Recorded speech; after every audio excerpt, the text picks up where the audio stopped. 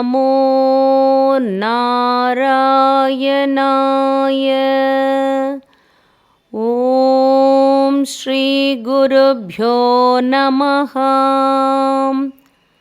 श्री आदित्य हृदय स्तोत्रम्। ततो युद्धपरिश्रान्तं समरे चिन्तया स्थितं रावणं चाक्रतो दृष्ट्वा युद्धाय समुपस्थितं दैवदैश्च समागम्य द्रष्टुमभ्यागतो रणम् उपागम्याब्रवीत् रामम् अगस्त्यो भगवान् ऋषिः राम राम महाबाहो शृणु गुह्यं सनातनं येन सर्वानरीन् वत्स समरे विजयिष्यसि आदित्यहृदयं पुण्यं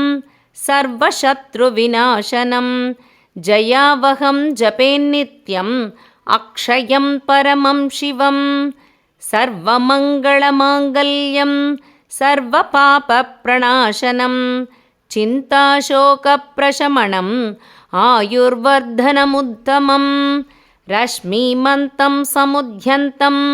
देवासुरनमस्कृतं पूजयस्व विवस्वन्तं भास्करं भुवनेश्वरं सर्वदेवात्मको ह्येषः तेजस्वी रश्मिभावनः येष देवासुरगणान् लोकान् पाति कपस्तिभिः येष ब्रह्मा च विष्णुश्च शिवस्कन्दः प्रजापतिः महेन्द्रो दनदः कालो यमः सोमो ह्यपाम्पतिः पितरो वसवः साध्यां ह्यश्विनौ मरुतो मनुः वायुर्वह्निः प्रजाप्राणः ऋतुः कर्ता प्रभाकरः आदित्यः सविता सूर्यः गगः पूषा कपस्तिमान् सुवर्णसदृशो भानुः हिरण्यरेता दिवाकरः हरिदश्वः सहस्राश्चिः सप्तसप्तिर्मरीचिमान् तिमिरोन्मदनः शम्भुः त्वष्टा मार्ताण्ड अंशुमान् हिरण्यगर्भः शिशिरः तपनो भास्करो रविः अग्निगर्भोदितेः पुत्रः शङ्कः शिशिरनाशनः व्योमनाथस्तमोपेदी ऋक्यजुस्तामपारकः कणवृष्टिरपां मित्रः विन्ध्यवीतिप्लवङ्गमः आतपी मण्डली मृत्युः पिङ्गळः सर्वतापनः कविर्विश्वो महातेजाः रक्तः सर्वभवोद्भवः नक्षत्रग्रहताराणाम् अधिपो विश्वभावनः तेजसामपि तेजस्वी द्वादशात्मन्नमोऽस्तु ते नमः पूर्वाय गिरये पश्चिमायाध्रये नमः ज्योतिर्गणानां पतये दिनाधिपतये नमः जयाय जयपत्राय हर्यश्वाय नमो नमः नमो नमः सहस्रांशो आदित्याय नमो नमः नम उग्राय वीराय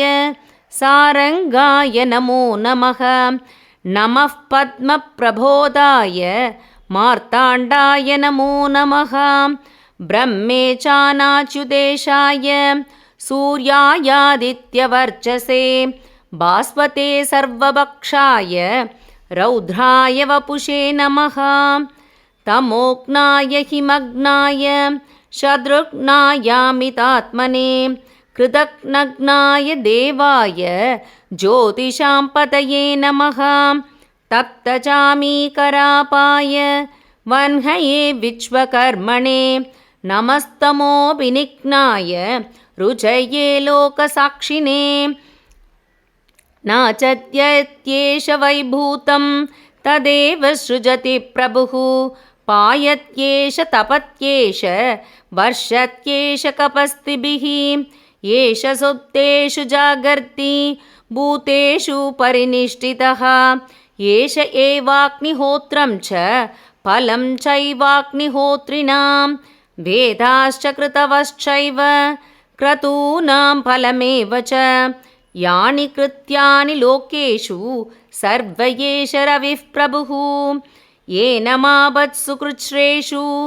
कान्तारेषु भयेषु च कीर्तयन् पुरुषः कश्चित् नावसीतति राघव भूजयस्वैनमेकाग्रः देवदेवं जगत्पतिम् एतत् त्रिगुणितं जप्त्वा युद्धेषु विजयिष्यसि अस्मिन् क्षणे महाबाहो रावणं त्वं वदिष्यसि एवमुक्त्वा तदागस्त्यो जगाम च यथागतम् एतच्छ्रुत्वा महातेजाः नष्टशोकोऽभवद्तदा तारयामास सुप्रीतः राघवः प्रियतात्मवान्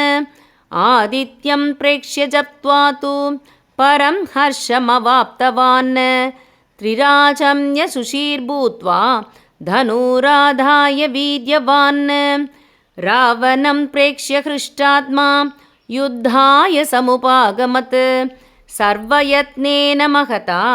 वधे तस्य त्रुथोऽभवत् अधरविरवदन्नीरीक्ष्य रामं